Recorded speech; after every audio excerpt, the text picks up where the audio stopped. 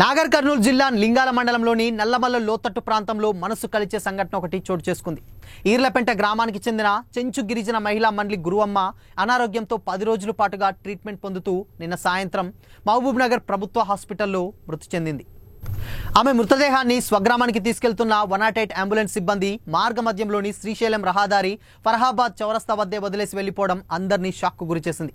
రాత్రి వేళలో అడవిలో మృతదేహాన్ని వదిలేయడం చూసినటువంటి స్థానికులు తీవ్ర ఆగ్రహానికి వ్యక్తం చేస్తున్నారు. కుటుంబ సభ్యులు ఉదయం నుండి ఐటీడీఏ అధికారులను పలుమార్లు సంప్రదించినా పట్టించుకోకపోవడంతో చివరికి ఆటోలో మృతదేహాన్ని గ్రామానికి తరలించేందుకు ప్రయత్నిస్తున్నారు. చెంచు గిరిజనులకు ప్రాణాలతో ఉన్న భద్రత లేదు, చనిపోయిన తర్వాత కూడా ఇంత నిర్లక్ష్యమా అంటూ ఆవేదన వ్యక్తం చేస్తున్నారు. ఆదివాసులంటే ఎందుకింత చులకన చూస్తున్నారని కూడా ప్రశ్నిస్తున్నారు. తీసుకొచ్చి అవును మాకు పెట్టక ఓపచెప్పాలి కదా, ఓపచెప్పకుండా ఈడ మధ్యన పోతే మేము ఏం చేయాలి సార్? మాకు ఏం చేయాలి? మేము అడవిలో సెంచోళము, ఆకు తినే సెంచోళము. మాకు ఎవరు గురువమ్మ సార్ నా భార్య. మా భార్యకి పానం బాగాలేక హాస్పిటల్కి తీసుకున్నాను సార్.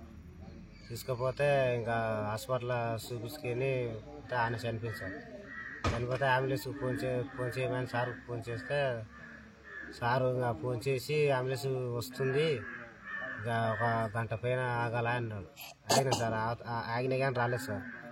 రాకుంటే మళ్ళీ సార్ వాళ్ళని అడిగితే సార్ అంబులెన్స్ రాలేదు సార్ అని అంటే నాకైతే తెలియదు. మేమందరం పండుకున్నాం, 4 గంటలకు వచ్చినట్టు తెలియదు. ఎడైతే తెల్ల తీసుకున్నారు, మేము పండుకున్నాం, 6 నిద్రపోయినాం.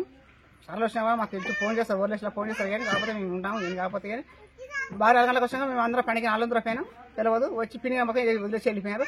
అంటే వెళ్ళినప్పుడు అప్పురం వదిలిపెట్టినా అయిపోతుండే, ఏదో అలా వదిలిపెట్టలేరు. కనీసం పిల్లలు వదిలిపెట్టినా అయిపోతుండే పిన్నిగానే.